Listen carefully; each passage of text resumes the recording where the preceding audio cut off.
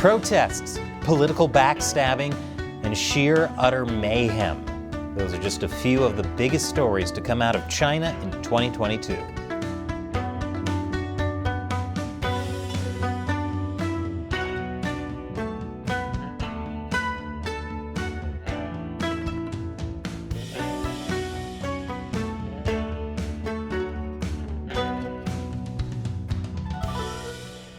Welcome to China Uncensored. I'm Chris Chappell. Well, it's been another year and still no apocalypse. For many, that's a win, but for me, who put a lot of money on 2012 being the end of the world, that's still a bit of a sore spot. Turns out living every day like it's your last isn't great financial advice. But 2022 was also a big year in China. A lot of things happened, things that could change China and the world forever. So to wrap up 2022, let's take a look back at the 10 biggest China stories of the year. Number 10, Chinese police stations everywhere. Chinese police have such a wonderful reputation of care and compassion. That's why countries around the world were thrilled to learn that China had been secretly establishing police stations in other countries. Over 100 of them in 53 countries, including the US. This was about as exciting as discovering you have scurvy. Yay, this will save me so much time brushing my teeth. Why was China sending police to other countries? Well, after it came out China was secretly doing this, the official explanation was they were there to catch scammers and help overseas Chinese process legal documents. But according to the human rights NGO Safeguard Defenders, these police stations were actually part of a campaign to pressure Chinese citizens to return to China, supposedly to face justice for crimes they had committed in China or abroad. Essentially, it's like Taken, but if Liam Neeson were the villain. In other words, they were just harassing overseas Chinese people who got on the bad side of the party. And let's just say this year, a lot of overseas Chinese people got on the bad side of the party. More on that later in the countdown. And if you want to learn more about this or any of the other stories I'm talking about today, I have links to full episodes in the description below. And on to number 9, Russia's invasion of Ukraine. Russia's invasion of Ukraine had a big impact on China. But let me give you just a little bit of a pre-invasion timeline so you can see China's hand in it. Months before the invasion, the US government was warning it was going to happen and tried to convince Chinese officials thinking they could help stop it. The Chinese officials totally dismissed what the US was saying. I know, who could have seen that coming? Chinese officials then turned around and gave all the information the US gave them to Russia and told Moscow China would not try to impede Russia's plans and actions. Weeks before Russia's invasion of Ukraine, Xi Jinping met with Vladimir Putin ahead of the Beijing Winter Olympics. After that meeting, China and Russia released a joint statement saying the China-Russia friendship has no limits and there are no forbidden areas of cooperation. Reports came out that China actually asked Russia to delay the invasion until after the Beijing Olympics were over. And yet, just days before the invasion, China was still saying the US was exaggerating the Russian threat to Ukraine. For those of you who think China mainly uses coal to power everything, this proves they're also experts at using gaslighting. No matter how the war between Russia and Ukraine goes, the Chinese Communist Party plans to be the winner. And they're doing that by turning Russia into North Korea. What I mean is, for years, China was seen as the only go-between for North Korea and the rest of the world. They want that with Russia. As the Washington Post says, China is believed to have more influence over Russia than any other country due to the nation's growing security and economic ties. China says it's ready to play a role in a Ukraine ceasefire. But Russia's invasion of Ukraine also has a lot of people making comparisons between China's threats to invade Taiwan, which the Chinese Communist Party is not happy about. More on that after the break. Welcome back. Russia's invasion of Ukraine has made a lot of people take China's threat to invade Taiwan a lot more seriously, which brings me to the next big China story of the year. Number 8, Nancy Pelosi visits Taiwan. In August, then Speaker of the House Nancy Pelosi visited Taiwan. During her trip, she met with the president of Taiwan, Tsai Ing-wen, and Pelosi had one main message: the U.S. supports Taiwan. Today, the world faces a choice between democracy and autocracy. America's determination to preserve democracy here in Taiwan and around the world remains ironclad. And now, more than ever, America's solidarity with Taiwan is crucial, and that is the message we are bringing here today. This is part of a growing international wave of support for Taiwan. Taiwan is a thriving democracy and also a pretty important economic player. Most of the world's advanced semiconductors are made there. For decades, the Chinese Communist Party has threatened to invade. And Russia's invasion of Ukraine has made a lot of people think, you know what, maybe we should support Taiwan now instead of waiting for a Chinese invasion and then hanging up Taiwanese flags on our porches. Mainly because there's a pretty good chance those Taiwanese flags will be made in China, so you'd just be helping them. Speaking of, number 7, Biden unveils his China policy. After a year and a half, President Biden finally released his China policy. And it's pretty confusing. Secretary of State Antony Blinken unveiled that policy in May. And there were strong points. Blinken called out China's human rights violations and even said the Chinese regime was committing genocide. The United States stands with countries and people around the world against the genocide and crimes against humanity happening in the Xinjiang region, where more than 1 million people have been placed into detention camps because of their ethnic and religious identity. So what is the U.S. going to do about that? We'll continue to raise these issues and call for change, not to stand against China, but to stand up for peace, security, and human dignity. Oh, okay. Call for change. That'll help.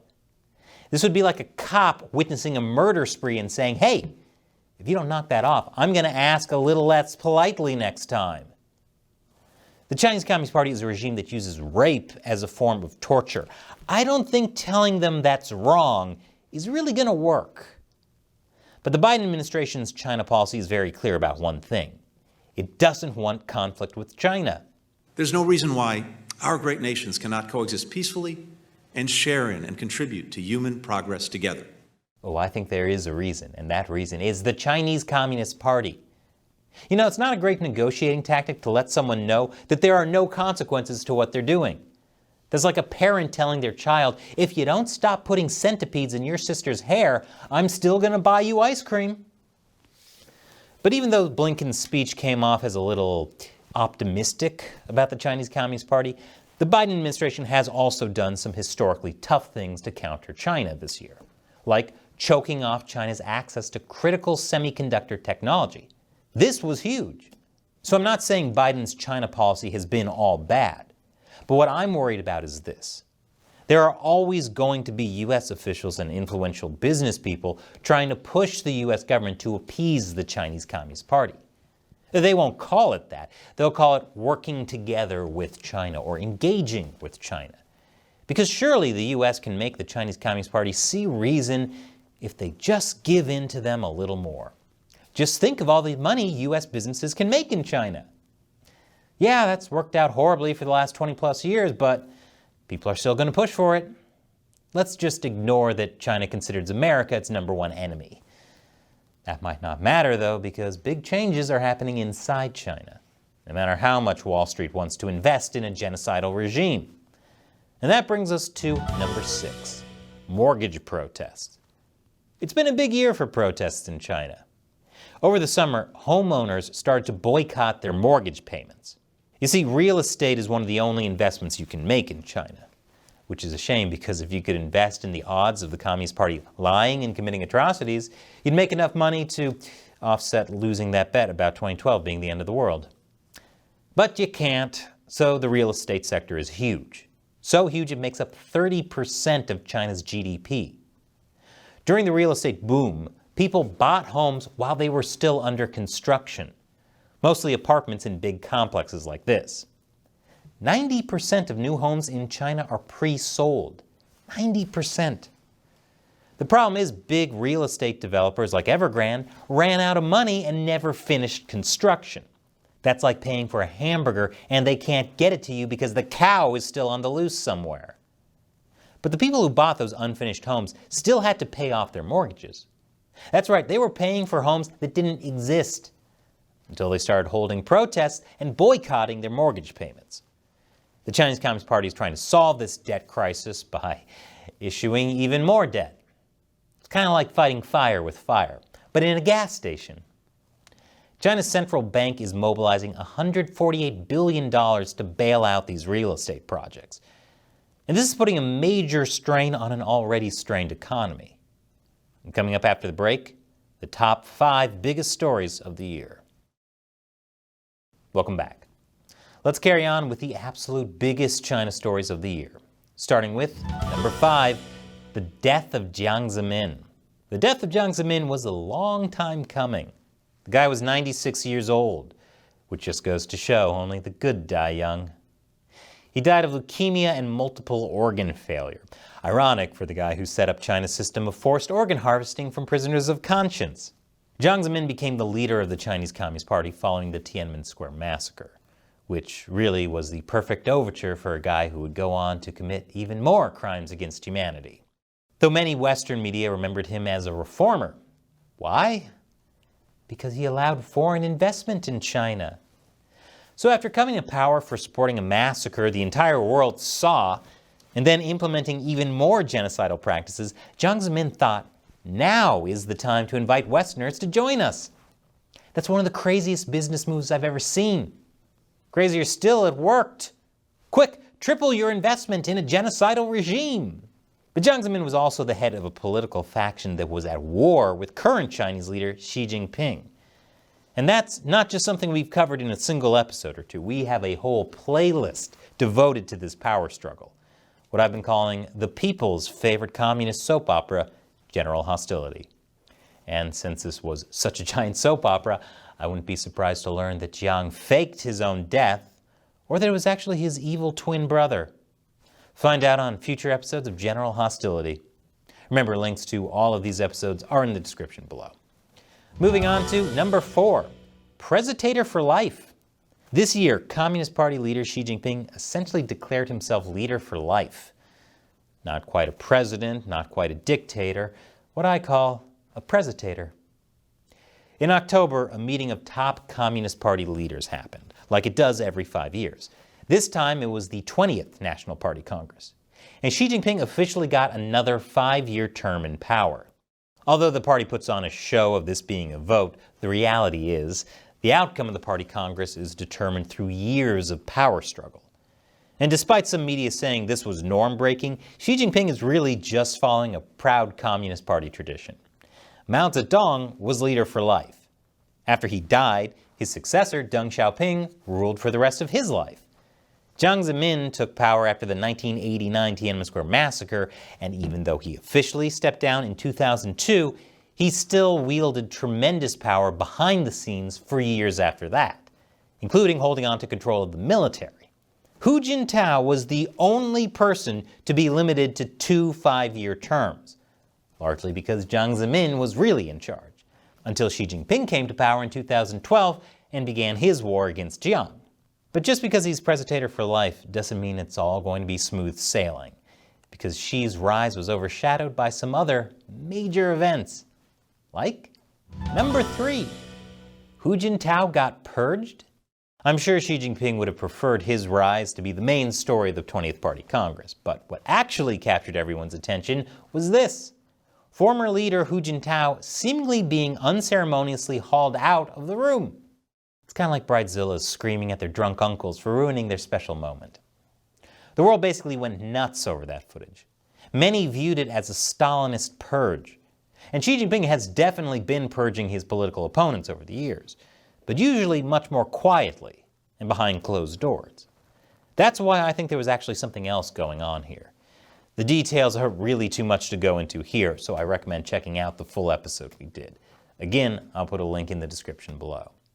And now, number 2, Shanghai locked down. China enforced a harsh zero-COVID policy for most of the pandemic. And this past April, Shanghai, one of the largest, most prosperous cities in China, went into full lockdown as part of zero COVID. Earlier, party officials promised Shanghai would not go into full lockdown. But then they locked down Shanghai for 2 months. I'm starting to think the government that told everyone not to worry, Russia definitely wouldn't invade Ukraine, isn't the most trustworthy. I'm using what happened in Shanghai as a microcosm of all of the horror of China's zero-COVID policy. There were cover-ups of cases and deaths, food shortages, and people being dragged away to quarantine camps. This was the pattern that emerged in dozens of Chinese cities over the past few years. And zero-COVID created economic havoc, as large parts of the Chinese economy were shut down. Wow, it turns out all those investors trying to triple their profits by doing business with a genocidal regime might not have thought this out that well. Some said the zero-COVID policy could have a greater impact on the global economy than Russia's invasion of Ukraine. And all these lockdowns were creating tremendous unrest. Which brings us to the biggest China story of the year. Number 1, lockdown protests. In November, an apartment fire killed at least 10 people in Xinjiang, but probably much more. The death toll was so high at least partly because zero-COVID rules kept firefighters from being able to respond in time. People in China saw what happened in Xinjiang and knew that it could happen to them too. And so massive protests erupted around China. Years of zero-COVID had been a pressure cooker, and it finally erupted. These were the biggest protests in China since 1989. Now, protests actually happen pretty frequently in China.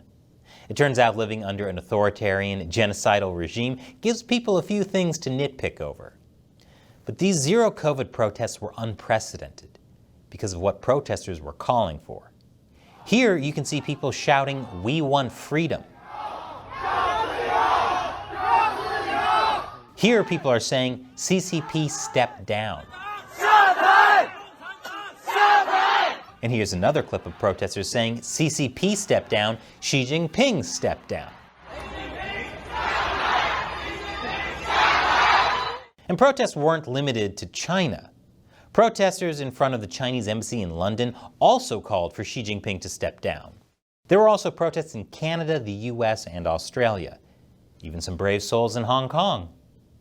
After years of isolation, Chinese people around the world finally saw that it wasn't just them. There is widespread dissatisfaction with the Chinese Communist Party. And that's going to be the biggest challenge the party faces in the new year. So those are the top China stories of 2022. Remember, if you want to learn more about any of the stories we've covered, I've included links in the description below. And I just want to end the year by thanking each and every one of you for watching and making China Uncensored possible. Once again, I'm Chris Chappell. See you in 2023.